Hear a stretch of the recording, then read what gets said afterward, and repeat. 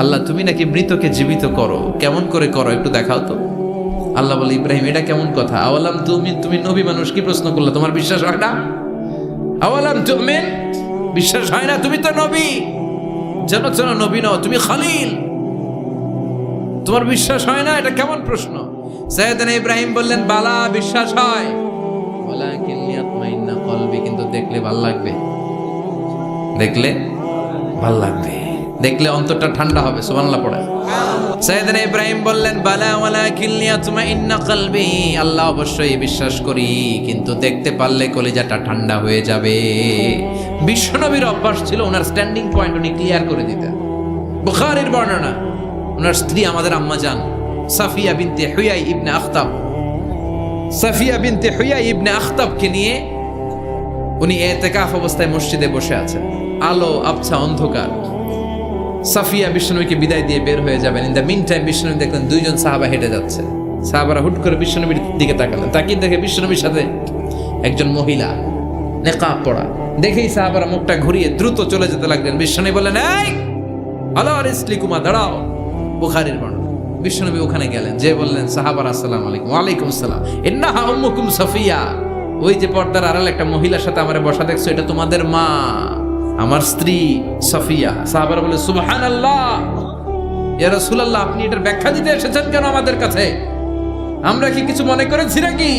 আপনি কোনো মহিলার সাথে বসা মানে তো আমাদের আম্মা জানের সাথেই বসা। বিশ্বনবী বললেন, না, তোমরা মনে করো নাই, কিন্তু কিছুক্ষণ পর শয়তান তোমাদের হৃদয়ে খুঁতখুঁতানি ঢুকায় দেবে। যাওয়ার সময় মনে মনে ভাববা, কিরে নবী কার লগে বসা? না, আম্মা জানের সাথেই বসা। একটু পরে, আসলে কি আম্মা জানের সাথে বসা, নাকি অন্য কেউ ছিল? না, কেউ ছিল না, নবীর স্ত্রী ছিল।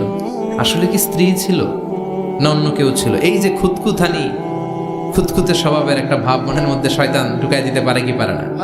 এজন্য ক্লিয়ার হয়ে নেবেন। ক্লিয়ার হয়ে নেওয়া সুন্নাত, ক্লিয়ার হয়ে যাওয়া। আল্লাহ, আমি ক্লিয়ার হতে চাই, ক্লিয়ার হওয়া সাইয়েদনা ইব্রাহিমের সুন্নাত। সুবহানাল্লাহ পড়েন।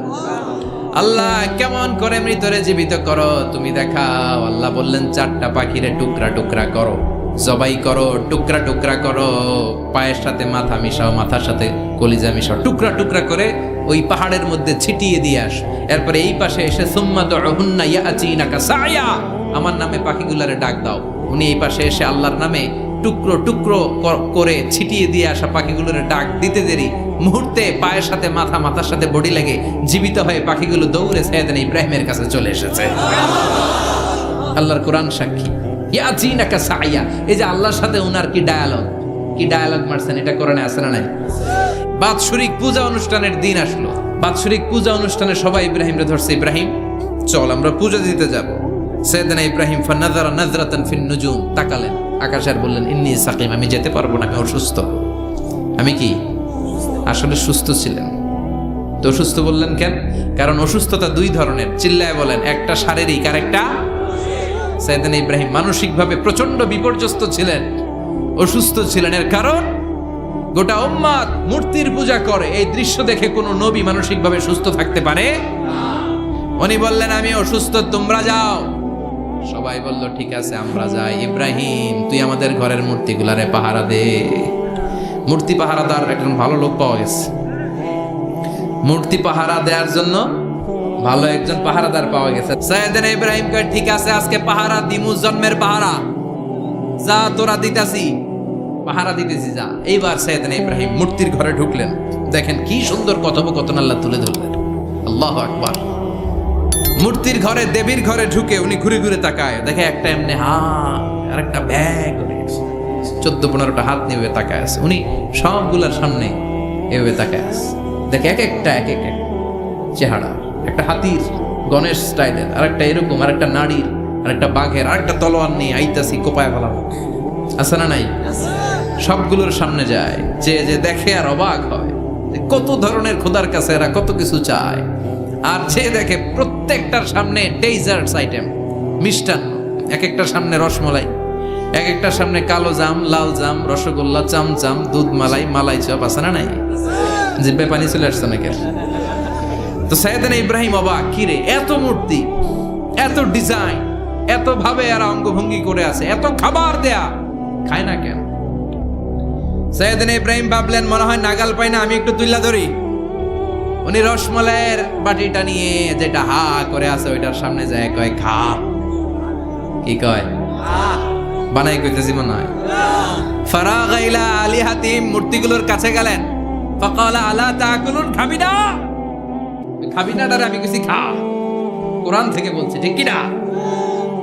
উনি ভাবলেন ওরা হয়তো খেতে পারে না, নাগাল পাচ্ছে না, কিংবা আমারে দেখে লজ্জা পাচ্ছে। নিজ থেকে রসমলাইয়ের বাটি তুলে ধরলেন। উনি বললেন খা, আর ওগুলা কয় হা হা করে রয়েছে, নড়েও না চড়েও না। উনি মুখের সামনে তুলে ধরে বললেন আলা তাকুলুন, খা। সবগুলার সামনে গেলেন, খা খা। কেউ খায় না, ওগুলো হা করে আছে। সাইয়েদনা ইব্রাহিম বললেন খা, কেউ কথা কয় না। উনি বললেন খাবি না কেন? তাইলে কথা ক। এই যে কষ্ট করে উড়াইলি, মুখের সামনে দিলাম, খাবি না কেন? কথা বল। আলা তাকুলু, খাবি না কেন? কথা বল। মা লাকুম লা তাতাকাল্লামুন, খাবি না কেন? মা লাকুম লা তানতিকুন, হয় খা নয় কথা ক। বলতেই লাগলেন খা খা। প্রত্যেকটা মূর্তির সামনে গেলেন, খা। ওগুলো করে আছে হা, কোনো কথা কয় না। কয় কেন খাবি না? তাহলে কথা ক। খায়ও না, কথাও কয় না। আপনার ছেলে বায়না ধরছে, আব্বা চানাচুর খাম। কি খাম? চানাচুর কিনে দিলেন, এই না চানাচুর। এখন চানাচুর খায় না। কিরে বাপ খাবি না কেন? কথাও কয় না, খায়ও না, কথাও কয় না। এখন বাকি আছে কোনটা? কথা কর।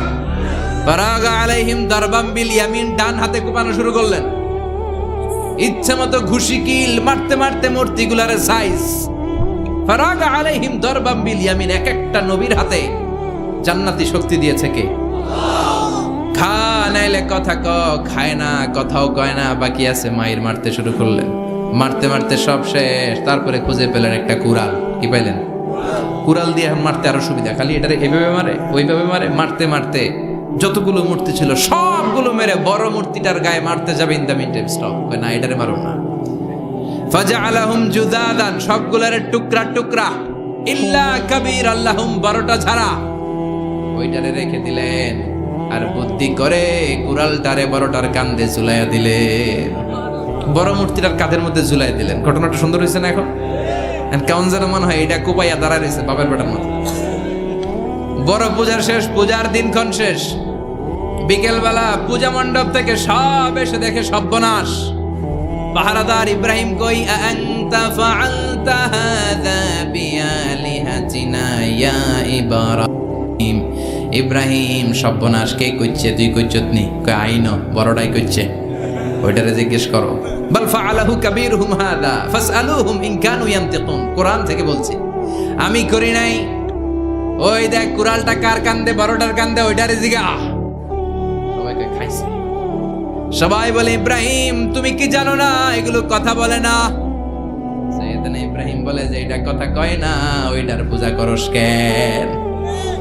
যেটা কথা বলে না, যেটা নিজেরাই নিজেদের মায়ের থেকে বাঁচাতে পারে না, নিজেরাই নিজেদেরকে রক্ষা করতে পারে না, তোরে কিভাবে রক্ষা করবে? এগুলোর পূজা কেন করিস?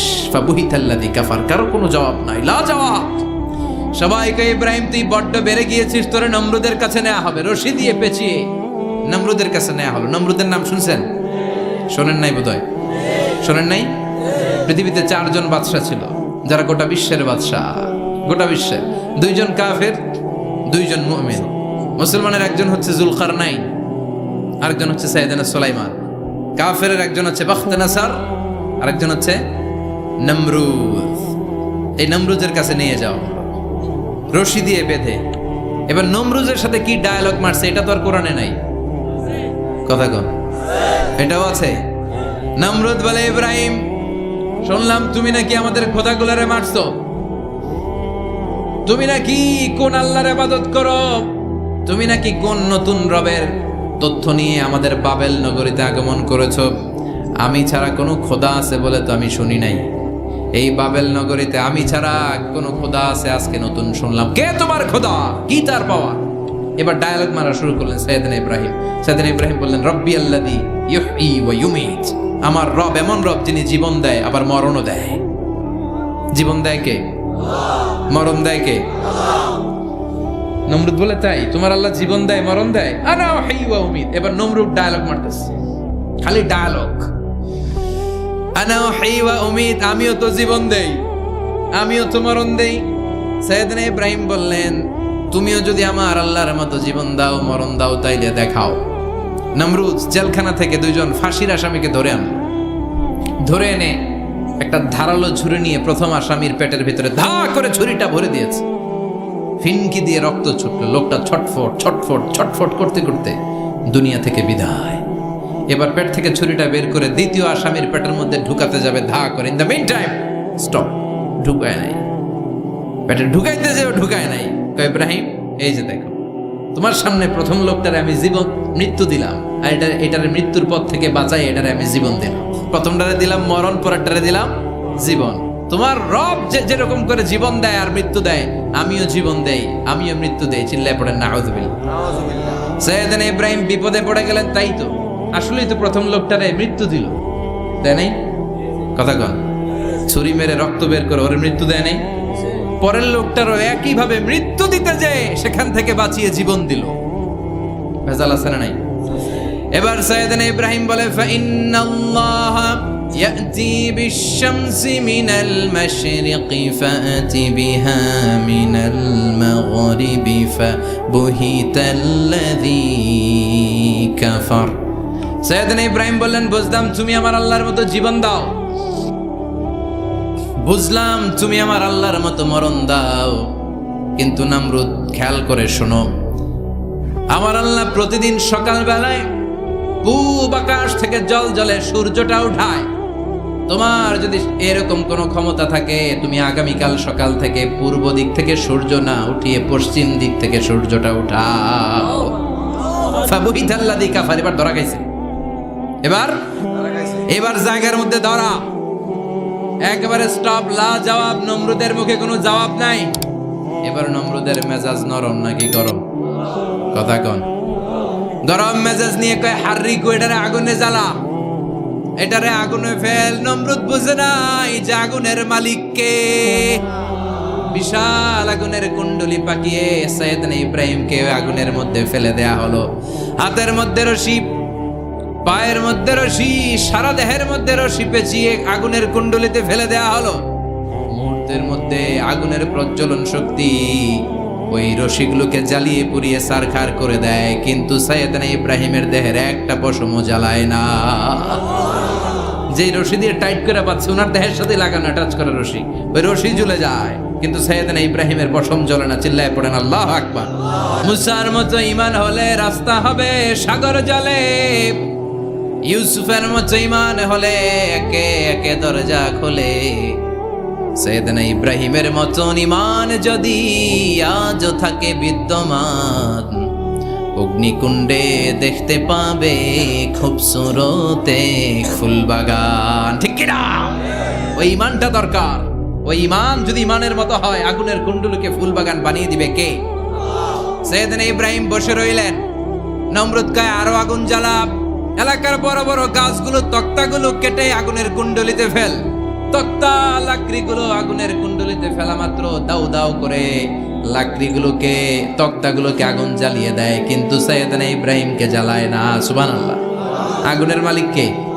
ওই আল্লাহ আজও আছে না নাই?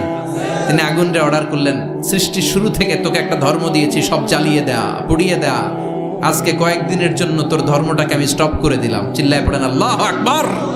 কুলনা ইয়া নারু কুনি বারদান ওয়া সালামান আলা ইব্রাহিম। আল্লাহ বললেন, আগুন খবরদার, আমার ইব্রাহিমের গায়ের যেন পশম না পুড়ে যায়, কারণ ইব্রাহিমের সন্তান হবে ইসমাইল, আর ওই ইসমাইলের বংশে আমি পাঠাবো আখিরি জামানার পয়গাম্বার। ইব্রাহিমের জন্য কিছু না হয়, কোন ইবারদা, ঠান্ডা হয়ে যা, কি হয়ে যা, কিন্তু এত বেশি ঠান্ডা হবি না যাতে ইব্রাহিমের সর্দি না লেগে যায়। সুবহানাল্লাহ। কোন আগুন বলে আপনি বললেন কোন ইবারদা, ঠান্ডা হ, আবার কোন এত ঠান্ডা হবি না যাতে সর্দি না লাগে, কেমন ঠান্ডা হবো? আল্লাহ বললেন, সালামান আলা ইব্রাহিম, সালাম হয়ে যা, শান্তির গুলবাগিচা হয়ে যা, এয়ার কন্ডিশন নাতিশীতোষ্ণ হয়ে যা। চিল্লায় পড়েন আল্লাহু আকবার। 40 দিন ছিলেন এই আগুনের কুণ্ডলিতে, কিচ্ছু হয় নাই। সুবহানাল্লাহ পড়বেন না?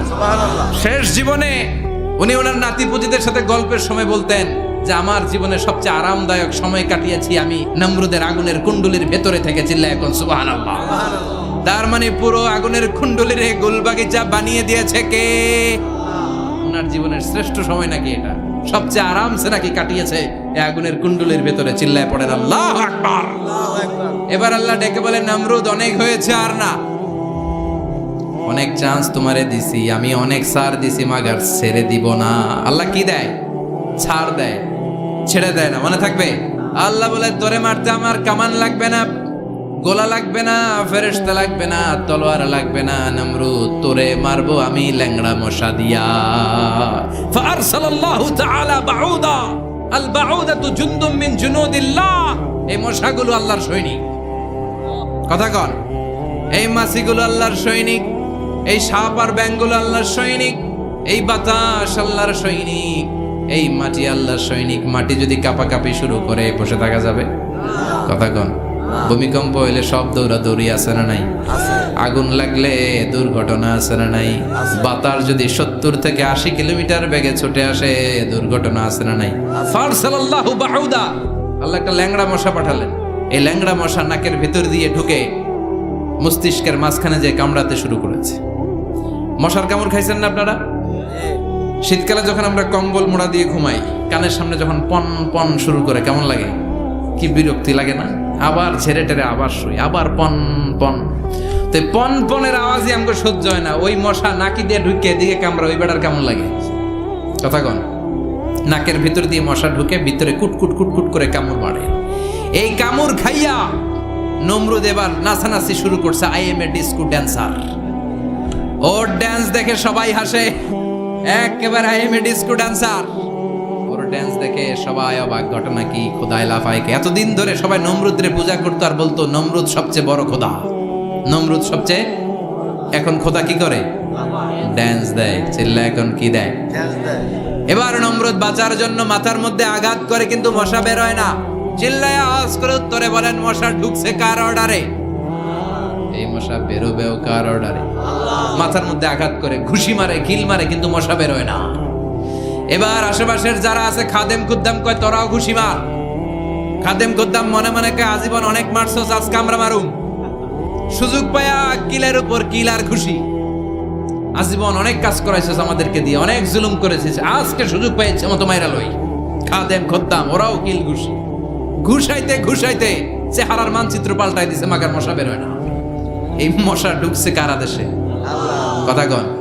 এই মশাটা যদি বেরোতে হয় অর্ডার লাগবে একজনের। চিৎকার করে বলেন, চিনি কে? নিজেও মারে, বেরোয় না। খাদেম খুদ্দামরা মাথার মধ্যে কিল ঘুষি মারে, বেরোয় না। নমরুদ কয় এবার আমারে জুতা মার। কি মার? আমরা পরি প্লাস্টিকের জুতা, বাটার জুতা, অ্যাপেক্সের জুতা। আগে পড়তো খরমের জুতা। খরমের জুতা বানাই কি দিয়া? কথা কন। এবার কাঠের জুতা দিয়া খাদেম খুদ্দামরা মাথার মধ্যে বাড়ি। পিটাইতে পিটাইতে মাথাটাকে ফাটিয়ে রক্তাক্ত করে জামিনের মধ্যে নমরুদরে শুইয়ে দিয়েছে। আর আল্লাহর সৈনিক সেই বাউদা মশা নাকের ভেতর থেকে শূন্যে উড়াল মেরেছে। চিল্লায় পড়েন আল্লাহু আকবার। তার মানে এত শক্তিশালী হয়েও, গোটা বিশ্বের রাজা হয়েও নমরুদের ক্ষমতা নমরুদরে বাঁচাতে পারে নাই। চিল্লায় বলেন ঠিক কিনা?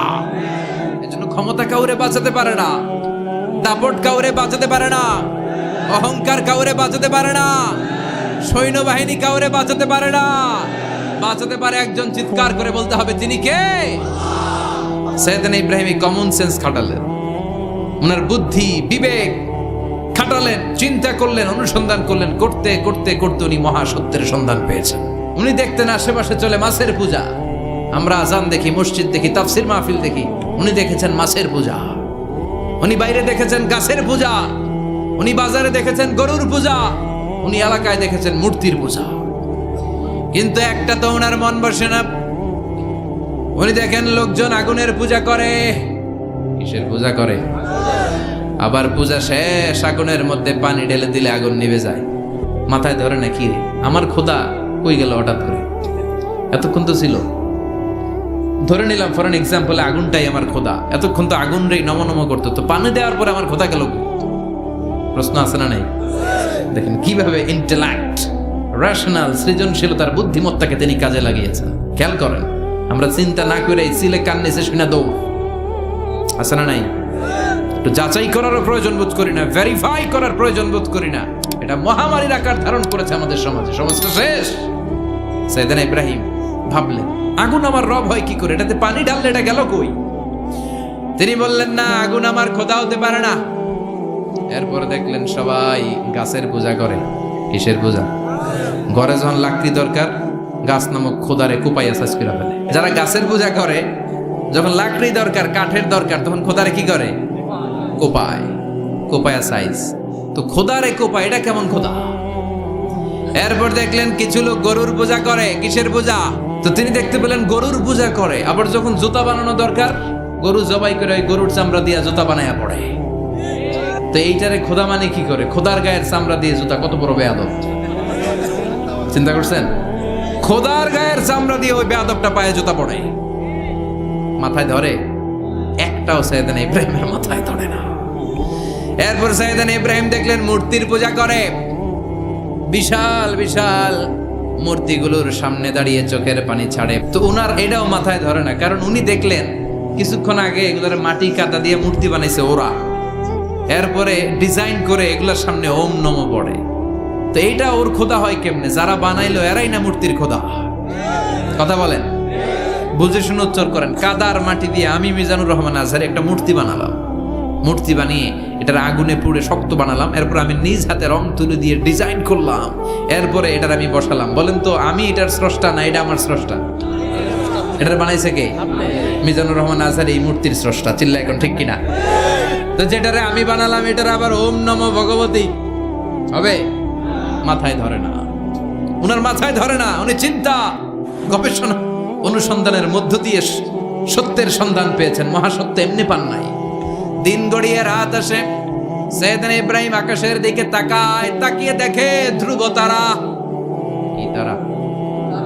সবাই দেখে ধ্রুব তারারে পূজা করে। এবার নিজের সাথে কথোপকথন কি করলেন এই কোরআন সাক্ষী।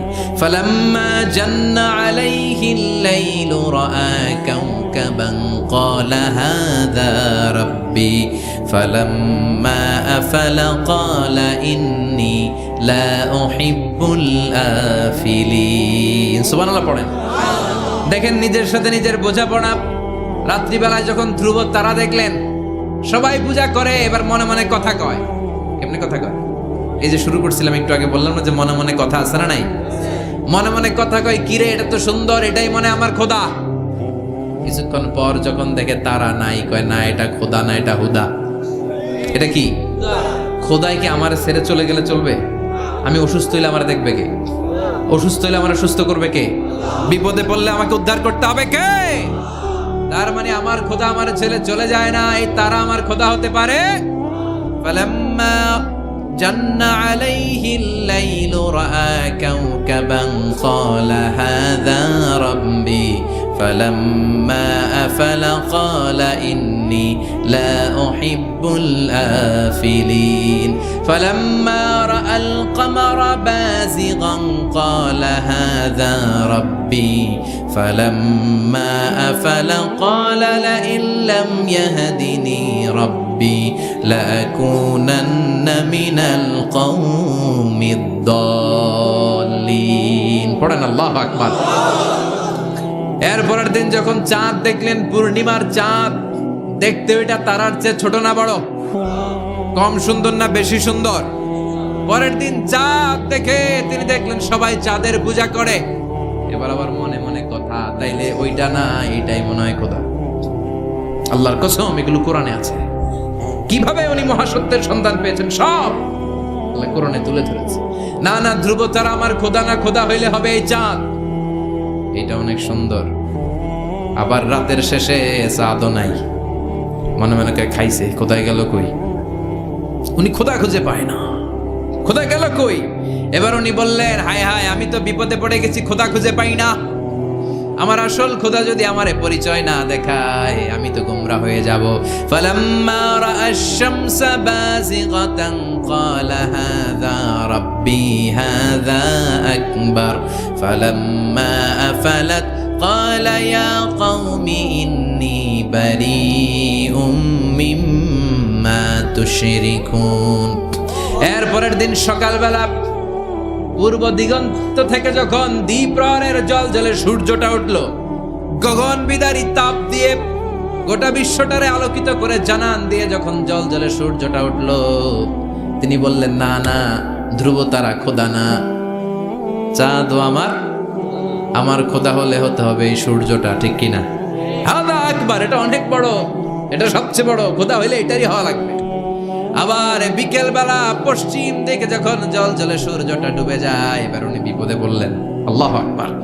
দেখেন স্টেপ বাই স্টেপ সব বাদ দিয়ে কেমনে তিনি মহাসত্যের সন্ধান পান। বিকেল বেলা যখন সূর্য ডুবে যায়, কয় না এটাও আমার খোদা হতে পারে।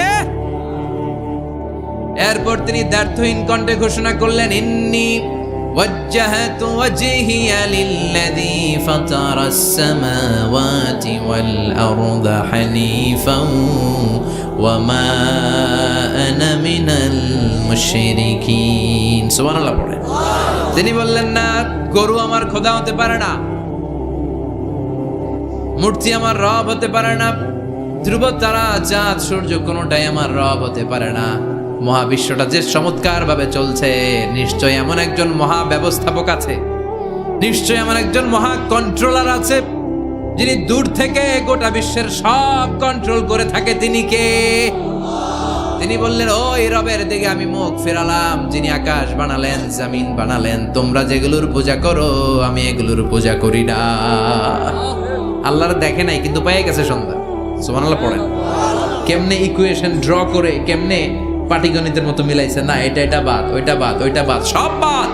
পরে তিনি এই সিদ্ধান্তে আসলেন যে একজন মহা ব্যবস্থাপক আছে, একজন মহা নিয়ন্ত্রক আছে, যার ইশারায়, যার ইঙ্গিতে, যার অর্ডারে গোটা বিশ্বটা এক নিয়মে চলে। চিল্লা এখন ঠিক কিনা?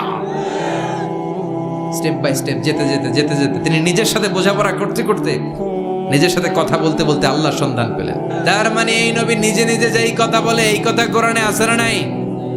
আবার এই নবী আল্লাহর সাথে যেই কথা বলে, ওইটাও আছে না নাই? এরপরে উনি ওনার কলিজার টুকরা ছেলে সাইয়েদনা ইসমাইলের সাথে কি ডায়ালগ মারলে, সেটাও কোরআনের ভেতরে আছে না নাই? فلما بلغ معه السعي قال يا بني إني أرى في المنام أني أذبحك فانظر ماذا ترى। তিনি ছেলেরা ডেকে বললেন, ও আমার কলিজার টুকরা ছেলে ইসমাইল, গত রাতে আমি স্বপ্ন দেখেছি যে আমি তোমাকে জবাই করছি। ফাংদুর মাযা তারা, তোমার অভিমত কি, অপিনিয়ন কি জানাও। সুবহানাল্লাহ বলেন। ছেলেরা বললেন, আমি স্বপ্নে দেখেছি তোমারে জবাই করতেছি, তোমার অভিমত কি? আমগরে যদি আমগো আব্বারা কইতাম আমার দেখেন না, বড়ডারে দেখছেন, কথা কন। বড়ডাই কইতো আমার না মাজ্জাডারে দেখছেন, মাজ্জাডারে কইতো ছোটডারে দেখছেন, কথা কন। আমরা এটা কইতাম না? 100% আমরা এরকম উত্তর দিয়ে দিতাম। চিল্লা এখন ঠিক কিনা? কিন্তু সাইয়েদনা ইসমাইল কেমন ছেলে, বাপ কা বেটা সিপাহী কা ঘোড়া, কুছ না হতো থোড়া থোড়া, ঠিক কিনা? ছেলে বলল, ইয়া আবাতি ফআল মা তুমারু সাতাজিদুনি ইনশাআল্লাহু মিনাস সাবিরিন। কি ছেলে, আমগুডিও বলা, ওইটাও বলা, পার্থক্য আছে না নাই? ছেলে কয়, বাবা আমি তো ডরাই না, আমি ডরাই আমনেরে লইয়া। আমনে ডরান কিনা, আপনি ভয় পেয়ে যান কিনা, ওই টেনশনে আমি আছি। আপনি যে আমার এত মায়া করেন, আপনি যে আমার এত ভালোবাসেন, আমাকে শুইয়ে দিয়ে যে জবাই করবেন, ফিনকে দিয়ে যে রক্ত ছুটবে, আপনি ভয় পেয়ে যান কিনা, ওই ভয় আমি পেয়ে যাই। আমার অন্তরে কোনো ভয় নাই। ইয়া আবাতি ফাআল মা তুমার, বাবা যেমনটা আদিষ্ট হয়েছেন ঠিক তেমন করেন। সাতাজিদুনি ইনশাআল্লাহু মিনাস সাবিরিন, ইনশাআল্লাহ আপনি আমারে ধৈর্যশীল পাবেন। এরকম ছেলে আমাদের ঘরে ঘরে থাকার দরকার আছে না নাই? তার মানে বাপ বেটা কি ডায়ালগ মারছে, কোরআনে তুলে দিল কে? আবার সাইয়েদনা ইব্রাহিম এলাকার লোকদের সাথে কি ডায়ালগ মারলেন, সেটাও কোরআনে আছে না নাই? তিনি বললেন, মা হাযিহি তামাসিলুল্লাতী আনতুম লাহা আকিফুন। ও এলাকার লোকেরা, নিজের হাতে মূর্তি বানিয়ে মাথাটাকে নিচু করে ওম নমো ভগবতী কেন পড়ো? কেন? ক্বালু ওয়াজাদনা আবানা লাহা আবিদিন। দেখেন কনভারসেশন কি এক পক্ষের হয়? কথোপকথন করতে হলে কয় পক্ষ লাগে? উনি বললেন, এই মূর্তিগুলোর সামনে তোরা মাথা নত করে দাঁড়িয়ে থাকিস কেন? তারা বলল, ওয়াজাদনা আবানা লাহা আবিদিন, আমরা আমাদের বাপ দাদাদেরকে দেখছি এরকম করতে, এজন্য আমরাও করি। সাইয়েদনা ইব্রাহিম বললেন লাকাদ কুনতুম আনতুম ওয়া আবাকুম ফি দালালিম মুবিন। তোরাও শেষ, তোকে বাপ দাদারাও শেষ, তোদের বাপ দাদারাও গোল্লায়, তোরাও গোল্লায়। চিল্লাই কোন ঠিক কিনা? সাইয়েদনা ইব্রাহিমের সবগুলো কথা কোথায় কি ডায়ালগ মারলেন, আল্লাহর কাছে এত ভালো লেগেছে, আল্লাহর কোরআনের ভেতরে তুলে দিয়েছে কে? আবার তিনি যতগুলো দোয়া জীবনে করেছেন সব কবুল করেছে কে? তিনি দোয়া করলেন রাব্বি জাআলনি মুকিমাস সালাতি ওয়া মিন যুররিয়্যাতি রাব্বানা ওয়া তাকাব্বাল দুআ। তিনি দোয়া করলেন আল্লাহ রাব্বি জাআলনি মুকিমাস সালাত, আল্লাহ আপনি আমার নামাজ কায়েমকারী বানান। কি কায়েমকারী? তার মানে নামাজ পড়লে সবাই মিলে পড়তে হবে, ঠিক কিনা? নামাজ কায়েমকারী বানান, আমার সন্তান ইসমাইলের নামাজ কায়েমকারী বানান। আমার দোয়াটা কবুল করেন। কবুল করে নিল কে? আবার বললেন আল্লাহ মক্কার নিরাপদ বানান। কবুল করলো কে? আবার বললেন ওয়াবা'আস ফীহিম রাসূলা, আল্লাহ এই শহরে একজন নবী পাঠান। কবুল করলো কে? যত দোয়া করছে সব কবুল করে নিল কে?